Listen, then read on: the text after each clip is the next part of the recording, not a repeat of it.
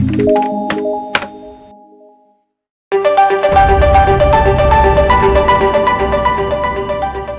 Neil, do you know what happened 7 days ago? No, what was that? The world ended. Well, or not. We haven't had a end of the world prophecy for a little while. No, but according to foxnews.com, sorry, but this is where we found it. Biblical prophecy claims the rapture is coming April 23rd, numerologist says. Now, obviously, this is a kind of an old article, but in retrospect, we just want to say, don't worry, everyone, this isn't a dream. It never happened, right? So apparently on April 23rd, the sun and moon will be, or rather were, in Virgo, as was Jupiter, which represents the Messiah, and I didn't know that. But the passage in question that they take from the Bible is this: "And a great sign appeared in heaven, a woman clothed with the sun, with the moon under her feet, and on her head a crown of 12 stars. She was pregnant and was crying out in birth pains and the agony of giving birth." In the passage, the woman is represented as Virgo. Anyway, it's all this yada yada yada astrology, Book of Revelation stuff. And apparently it refers not only to the rapture, but also to Planet X and Nibiru and all that stuff. Well, it didn't happen. That's the main thing. Yeah, so this guy who was predicting it, Mead, said he believed that planet Nibiru was going to appear in the sky in April, on the April date, and there would be volcanic eruptions and tsunamis and earthquakes. Well, when are these people going to learn that this is complete and utter nonsense? If you live in fear of the planet ending because of a meteor strike or something, please don't. NASA would see it. Telescopes all around the world would see it. This has happened months or years in advance, so we would know about it. So there's no point worrying. Do you agree that somebody somewhere is making money out of this? I don't understand. I don't really know where the Planet X and the Nibiru one comes from. I mean, I guess there's loads of people with websites that have got AdSense, Google AdSense leading to it, so they are making some money from it. But it's such a strange one, because although we do think there is a 10th planet out there somewhere, way out beyond Pluto, yeah, because the gravitational measures and the orbits of planets and asteroids out in the asteroid belt, they're thinking there's something out there. If it was to sweep into the inner solar system, which is basically what they're claiming, yeah, it would disrupt the orbit of so many planets, moons, whatever. Even amateurs would see things wobbling out of orbit. The asteroid belt around Mars, on the orbit of Mars. So many things we'll be able to see. We would know months out that there was this massive thing coming. So there is no way a planet can all of a sudden appear from behind the sun or from behind Jupiter it's impossible. This is a failure to understand cosmology and the way that the solar system is set up, and also basic astronomy in general. It's also a failure to learn from past mistakes where people have predicted this many times and it just never happens. 2012, and people rush out to get the book, you know. It's an old tactic. It's like the person who owns a shop and somebody comes in and looks at something on the shelf and hesitates, and the guy behind the counter says, "There's not many of them left." Yeah. And so the person it's the same here when they say, the world's going to end soon. You can be prepared if you buy my book. Yeah. But this, I don't know what's going on here. But they take a passage from the Bible like that and just twist and turn it just to fit whatever they think. You can make these things mean absolutely anything, but there's no evidence this is going on. None. Zero. Zilch.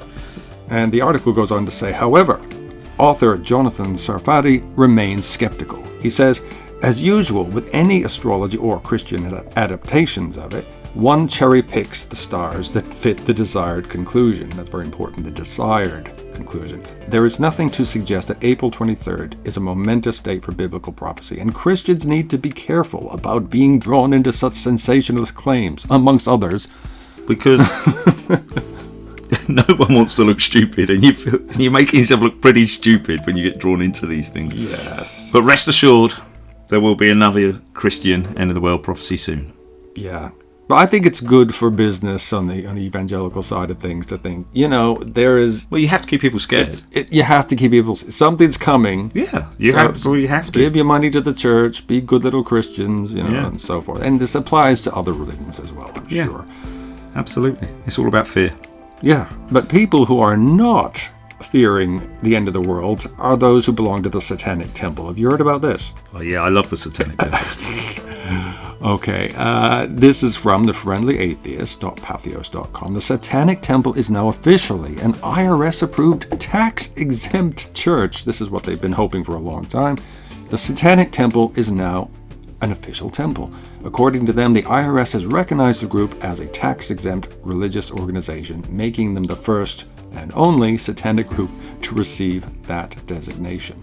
The Satanic Temple says it has received tax-exempt designation as a church by the IRS. In a statement on its website, the group writes, "This acknowledgement will help make sure the Satanic Temple has the same access to public spaces as other religious organizations, affirm our standing in court when battling religious discrimination, and enable us to apply for faith-based government grants." Joining me now is Robert Warren, Research Associate at the Bush School of Business at the Catholic University of America and a retired IRS criminal investigator. Robert, we couldn't think of the more perfect person to be talking to us about this. So, is the Satanic Temple a church? The IRS hasn't confirmed it, but in your opinion, was this the right call? No, it was not the right call for several reasons. First, if you go to the website for the Satanic Temple... Which I don't... I mean, you go there with your eyes wide open. Absolutely. Yeah. It says right there that they are a non-theistic organization, that they're atheists, and they don't promote a belief in Satan itself. So why call it the Satanic Temple? Well, they get plenty of benefits from it. If you're a church, you get what's called financial anonymity from the IRS and the public. So now the Satanic Temple can raise money, spend money, and accrue assets without having to report it to the government on what's called a Form 990. This could be very troubling to the faithful who could be concerned that this implies that satanic ministers hold the same weight as those of more traditional faiths. Your thought? Oh, they're absolutely right. And for example, let's say a minister from the Satanic Temple wants to say a prayer in front of Congress at the beginning of the day. At the House of Representatives? Sure. Exactly. There's no reason to say they can't do it now. What about if one of their ministers, quote unquote, wants to be a chaplain in the military and receive military pay and government benefits? It's hard to say they can't. Are we going to allow these ministers to say prayers with troops before they go into battle? It's hard to say they can't or won't. Well, why would they say a prayer if they're atheist? Well, that's this is the crux of this problem. Exactly. And so I just don't understand how they can be a church. But given your decades of work there, Robert Warren, there's a clear distinction between churches and other religious organizations. Tell me some of the characteristics that help define a church for the IRS. Sure. What you have to remember is that in the voluminous tax code, there is no definition of what a church is. Instead, the IRS tries to rely on 14 different criteria, which comes through administrative guidance and court decisions. For example, do you have ordained ministers? Do you hold regular worship services? Do you have scriptures? Do you have dogma? Do you have Sunday school? These things of that nature, none of which the Satanic Temple does. Okay. I'm still baffled. We're going to keep going here. Sure. I want to look at some of the numbers of the applications receiving IRS approval for tax-exempt status in 2017. There were more than 85,000 total applications by religious, charitable, and similar organizations. More than 79,000 of those were approved. Thousands were placed in this other category, and only 42 were disapproved. If you are one of those 42, or even if you're just you or me, and you don't like who was approved, can you do anything to change it? Who can change what the IRS says? I know there are two things true in life, death and taxes, so I'm not very convinced that we're going to be able to change them. Sure. The first thing you have to remember is every tax-exempt organization, including churches who want tax-exempt status, files a Form 1023 with the IRS, and those are public documents. And then the IRS will send what's called a determination letter to the groups, which is also a public document. So if the faithful is so inclined, they can write the IRS to get those documents. Meaning I can say, absolutely, Dear IRS, give me their 1023. Exactly. And you can review it for yourself, the 1023 and the determination letter. And if you think it was wrongly decided, you can write the Commissioner of Internal Revenue, who, by the way, used to serve on the board of directors of a Carmelite high school, and ask them to reconsider. What the IRS giveth, the IRS can take Take it away. Oh, wow. Well, you know that as an IRS investigator, I'm sure. Robert Warren, thank you so much for your analysis. Thank you. Research associate at the Bush School of Business at the Catholic University of America. Besides having the perk of being able to offer tax exemptions for donors, this may prove beneficial when filing religious discrimination lawsuits, as they've done many times in the past. That's according to a press release from Magnolia Pictures, which just put out a documentary about the temple called Hail Satan. I think it's Hail Satan with a question mark. Yeah, this is really interesting. Now, I don't actually think that these guys believe in Satan. I have a feeling they're just doing this for the sake of irony. If it's the same group I've seen before, and I'm not sure it's because there are several different satanic groups out there, this one I think is just a bunch of atheists who are just trying to prove a point.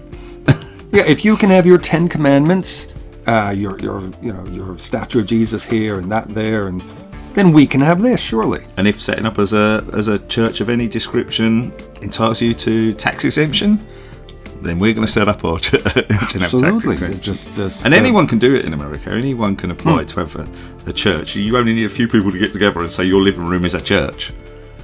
Sure, but I think these to guys, get tax exemption. They did the right thing by taking a character from the Bible, which is like the established religion of America anyway. And eventually they got what they wanted. Yeah, but it is going to be interesting if they're saying it will. It could prove beneficial to religious discrimination lawsuits as they've done in the past, because I know groups like this have tried to bring lawsuits saying atheists are being discriminated against and the such. And now they're an official tax-exempt church. Apparently that will lend more weight to those law cases. Yes, hopefully there will be some leverage there. But let's see what they do. And perhaps this was the plan all along. Obviously not to worship Satan, I don't think. Yeah. I don't think they believe in any more than they believe in God. I think it's funny. I'm not sure what Christians think of this, because atheists don't believe in Satan as much as they don't believe in God. So I'm looking forward to seeing how Christians react to this, actually. Tell the truth. And the last little bit here, Temple co-founder Lucian Greaves added that there was nothing hypocritical about a group that fights religion applying for the religious tax exemption. So there you go. And the last one we have here today, SDGLN.com, would-be religious donor blames child's cancer on having 2 moms and withdraws a sizable offer. This is a pretty bad one. And here's a little quote from her. I was going to donate $7,600 to the fund, but I found out her parents are lesbian. Wow. So it comes down to the gay thing again. Now the article goes on. Little Callie June has captured the hearts of social media on her journey through cancer treatment, despite one homophobe who went out of their way to make what should have been a compassionate ordeal into a political one. Callie is 18 months old and has stage 4 cancer. Her parents, Tiffany and Aubrey Schaffer, are trying to raise money any way they can to pay for the expensive treatments. And of course, in America, they'd be very expensive. They created a Facebook page entitled Callie Strong, Tiny But Mighty. From bracelets and pendants on Etsy to a GoFundMe page, her moms are slowly making a dent in the mounting debt.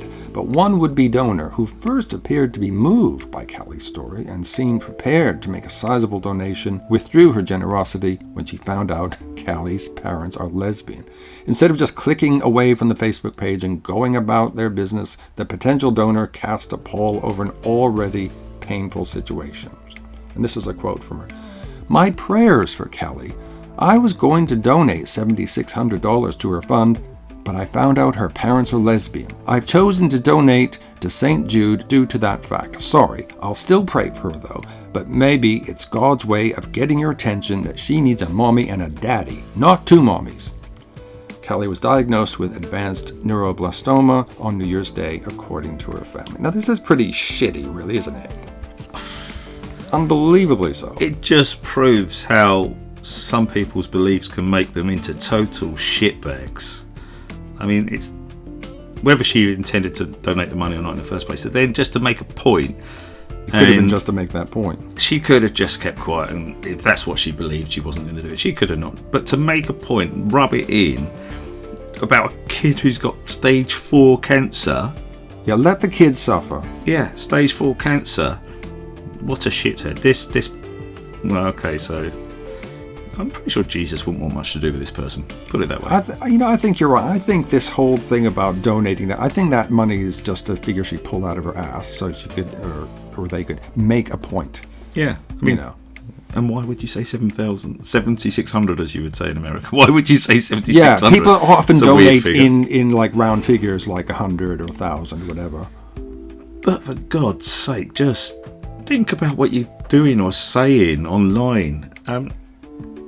I know there's this thing, and a lot of us do it, get behind a keyboard and you say stuff you wouldn't normally say in general life to another person. But if you're going to type on a forum that is open to the world, basically telling people what a horrendous, horrible human being I am, maybe you should pause and take your finger off the return button or the enter button.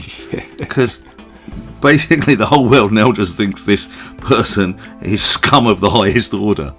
Well, it definitely backfired, and I don't see the point behind it, because if her point was that, lesbians being parents is wrong, what sort of, by withdrawing this supposed amount of money, let's say that she did have the money, perhaps she's contributing to the child, losing the fight. Yeah. In which case, it doesn't matter anymore. And whether you agree with same-sex marriages or couples or whatever, just to make anyone feel bad when they're already fighting a terrible situation. I'm sure this person who said this doesn't want to be seen as a horrible person, and they just need to Too late. look at this. Too late. They've done themselves a ton of damage, but they just need to think about it. I mean, wow. This is one of the shittiest things I've read for a while. Just to be so deliberately shitty.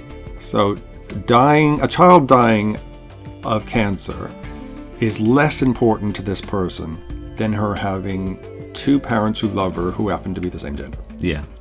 Well, even if it was, to actually say that on a Facebook page. Oh, yeah. That loads of people proudly say it. I think they thought they were going to get praise from their contemporaries. This just shows you how far off whack this person's morals have gone. And I know lots of Christians who will denounce her for this. Yeah. Absolutely loads. It's just terrible. But I think we should give a shout out for Callie's Facebook page so people can go who do want to support her. Yeah. So information how you can help Callie. There is a Facebook page, and of course it's facebook.com/Callie Strong 2019. So that's CALLIESTRONG 2019, and you'll find it there, and you can help in any way that you see fit. Because this poor young kid is fighting cancer and needs as much positivity in her life as she can get right now. Absolutely. Okay, it looks like it's going to be a bit of a short one today, Neil, but that's okay. Well, we were both up late. You were up early. I was up late watching Avengers. You were, yes. So yes. I'm a bit tired. You were up early. So you were a bit tired. No spoilers, don't worry. No, don't worry. And so that's it for today, and hopefully see you all here next week.